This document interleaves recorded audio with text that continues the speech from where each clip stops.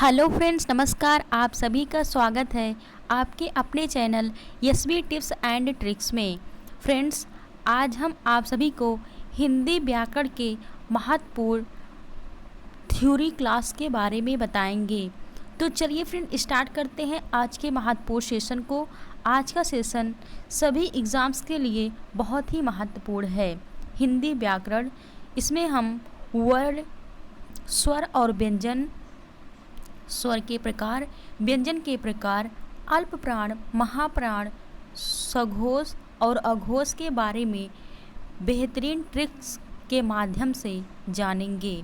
तो चलिए friend, start करते हैं आज के महत्वपूर्ण सेशन को। हिंदी व्याकरण, इसमें हमें क्या क्या पढ़ना है, इम्पॉर्टेंट टॉपिक्स क्या है, ये सभी हम आपको बताएंगे।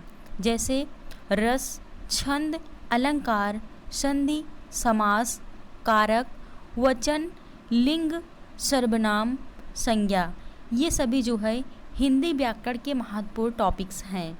ठीक है।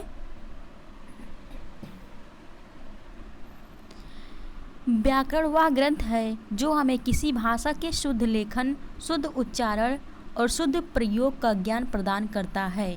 व्याकरण के मुख्यतः 3 अंग होते हैं। कौन कौन से? वर्ड, शब्द और वाक्य। जिससे आप सभी से पूछा जाए कि वर्ड क्या है, तो वर्ड उस मूल ध्वनि को कहते हैं जिसके खंड या टुकड़े नहीं किए जाते, अर्थात हिंदी भाषा में प्रयुक्त सबसे छोटी इकाई को ही वर्ड कहते हैं। जैसे छोटा आ, बड़ा आ, छोटी ई, बड़ी ई, छोटा ऊ, बड़ा ऊ, क और खा। ठीक है। आगे देखते हैं वर्णमाला। वर्णमाला किसे कहते हैं?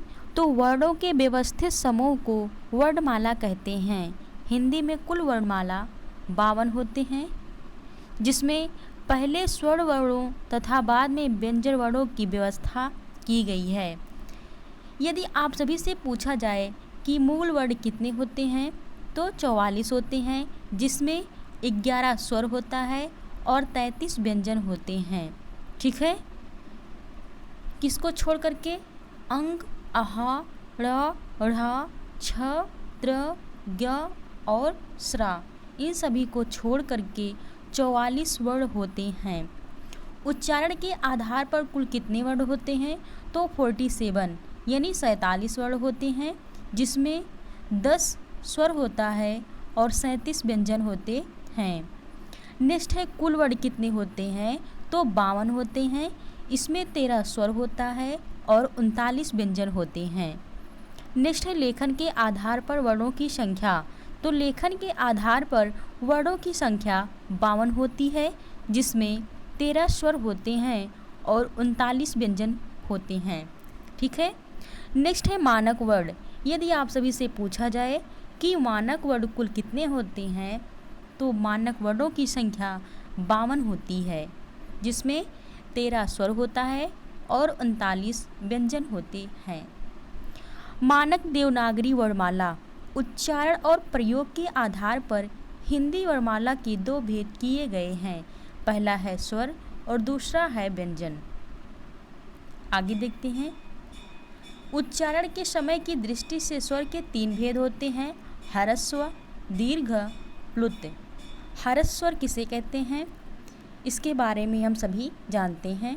जिन स्वरों के उच्चारण में कम से कम समय लगता हो, यानी जिन स्वर के उच्चारण में एक मात्रा का समय लगता हो, उसे ह्रस्व स्वर कहते हैं।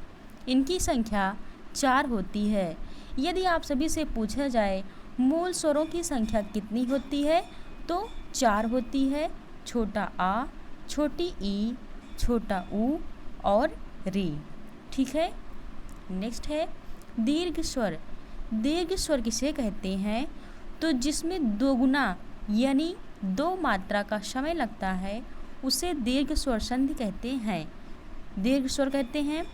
इनकी संख्या होती है 7। यदि आप सभी से पूछा जाए मूल दीर्घ स्वर कितने होते हैं, तो 3 होते हैं। कौन कौन से? बड़ा आ, बड़ी ई और बड़ा ऊ। और यदि ऐसे पूछा जाए कि हिंदी में 7 दीर्घ स्वर होते हैं तो वो हैं बड़ा आ, बड़ी ई, बड़ा ऊ, ए, ऐ, ओ और औ। ठीक है। नेक्स्ट है प्लुत स्वर। प्लुत स्वर क्या है? जिन स्वरों के उच्चारण में दीर्घ स्वरों से भी अधिक समय लगता है, यानी 3 मात्रा का समय लगता है, उसे प्लुत स्वर कहते हैं। जैसे ओम। ओम में क्या है कि इसको बोलने में काफ़ी समय लग रहा है। ठीक है। नेक्स्ट है जीभ के प्रयोग के आधार पर 3 भेद होते हैं। स्वर के 3 भेद होते हैं जिह्वा के आधार पर। पहला है अग्र स्वर, दूसरा है मध्य स्वर और तीसरा है पश्च स्वर। अग्र स्वर में छोटी ई, बड़ी ई, ए और ऐ वर्ण आते हैं। मध्य स्वर में छोटा आ आता है और पश्च स्वर में बड़ा आ, छोटा ऊ, बड़ा ऊ, ओ और औ आते हैं। ठीक है फ्रेंड्स, यदि आप सभी को सेशन अच्छा लग रहा हो तो अपने दोस्तों में सेशन को ज़्यादा से ज़्यादा शेयर करें। आगे देखते हैं व्यंजन। व्यंजन किसे कहते हैं? जिन वर्णों के पूर्ण उच्चारण के लिए स्वरों की सहायता ली जाती है उसे व्यंजन कहते हैं। अर्थात व्यंजन बिना स्वर की सहायता के नहीं बोले जा सकते। इनकी संख्या 39 है। व्यंजनों का अपना मूल स्वरूप होता है। ठीक।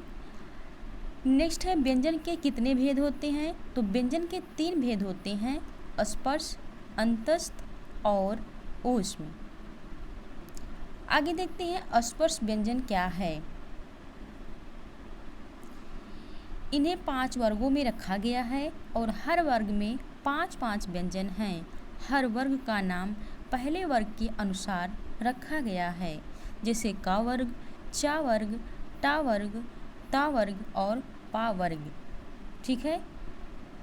यदि आप सभी से एग्जाम में पूछा जाए कि स्पर्श व्यंजनों की संख्या कितनी है तो कितनी है? 25। ठीक है। नेक्स्ट है अंतस्थ व्यंजन। अंतस्थ व्यंजनों की संख्या है 4, या, रा, ला और वा। इसमें से एक क्वेश्चन और बन सकता है कि अर्धस्वर कितने होते हैं? अर्धस्वरों की संख्या 2 होती है, या और वा। ठीक है। नेक्स्ट है ऊष्म व्यंजन। ऊष्म व्यंजन की संख्या 4 होती है। कौन कौन से? शा, शा, सा और हा। नेक्स्ट है संयुक्त व्यंजन। वैसे तो सभी जगह पे अथवा 2 से अधिक व्यंजन मिलते हैं वही संयुक्त व्यंजन कहलाते हैं।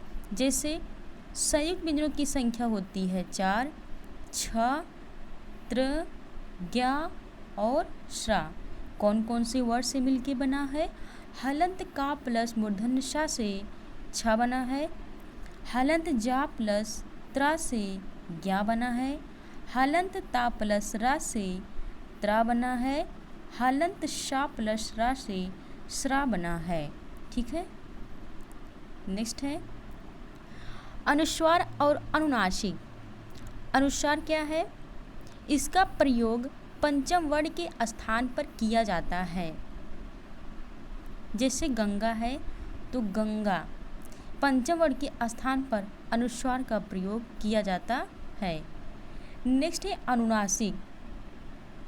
इसका उपयोग किसी भी वर्ण या शब्द के, जैसे कि जब किसी स्वर का उच्चारण नासिका और मुख दोनों से किया जाता है तो उसके ऊपर चंद्र बिंदु लगा दिया जाता है, जिसे कहते हैं अनुनासिक। ठीक है। उच्चारण स्थान की तालिका। तालिका क्या है? जैसे यदि हमको इसके कुछ सूत्र भी हैं, जैसे अको विसर्जनीय नाम कंठा। अको विसर्जनीय नाम कंठा में आता है जैसे छोटा आ, बड़ा आ और का वर्ग। ठीक है। ये हमारे किससे? कंठ से बोले जाते हैं। नेक्स्ट है तालु। इसका सूत्र है इचु यशा नाम तालु। छोटी ई, बड़ी ई और चा वर्ग तालु से बोले जाते हैं। नेक्स्ट है ऋटूषा राम मूर्धा। री, बड़ी री, टा वर्ग रा और शा, ये सभी मूर्धा से बोले जाते हैं। नेक्स्ट है ऋतुलसा नाम दंता, री ता वर्ग ला और शा, ये सभी दंत से बोले जाते हैं। नेक्स्ट है उपधमानिया नाम ओष्ठौ, छोटा ऊ बड़ा ऊ पावर्ग, ये सभी ओष्ठ से बोले जाते हैं। यमना नाम नासिका, यमना ये नासिक से बोले जाते हैं। ए दैतो कंठ तालु, ए कंठ तालु से बोले जाते हैं। ओ दैतो कंठ ओष्ठ, ओ कंठ ओष्ठ से बोले जाते हैं। नेक्स्ट है वकारस दंतोष्ठ, वा वर्ड जो है ये दंत और ओष्ठ से बोले जाते हैं। फ्रेंड्स, यदि आप सभी को सेशन अच्छा लग रहा हो तो लाइक शेयर एंड सब्सक्राइब ज़रूर करें। नेक्स्ट है अल्प प्राण, महाप्राण, घोष और सघोष। ठीक है, जैसे इसमें है अल्प प्राण क्या है, तो अल्प प्राण का सूत्र होता है 135 प्लस अंतस्थ, 135 प्लस अंतस्थ, ये हमारा अल्प प्राण का सूत्र है। ठीक, और महाप्राण का है 24 प्लस ऊष्म, 24 प्लस ऊष्म। ठीक है, और अघोष का होता है 1-2 प्लस सकार, सकार का मतलब होता है तीनों शा। नेक्स्ट है सघोष, सघोष को हम घोष भी कहते हैं और उसका सूत्र होता है 345 प्लस अंतस्थ प्लस हा प्लस स्वर। ठीक है, ये हमारा है अल्प प्राण, महाप्राण, घोष और अघोष का ट्री। ठीक है, यहाँ से एग्ज़ाम में 1 से 2 नंबर जरूर मिलते हैं।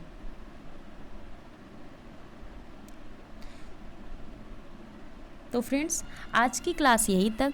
यदि आप सभी को क्लास अच्छी लगी हो तो लाइक शेयर एंड सब्सक्राइब ज़रूर करें। Thank you, all the best.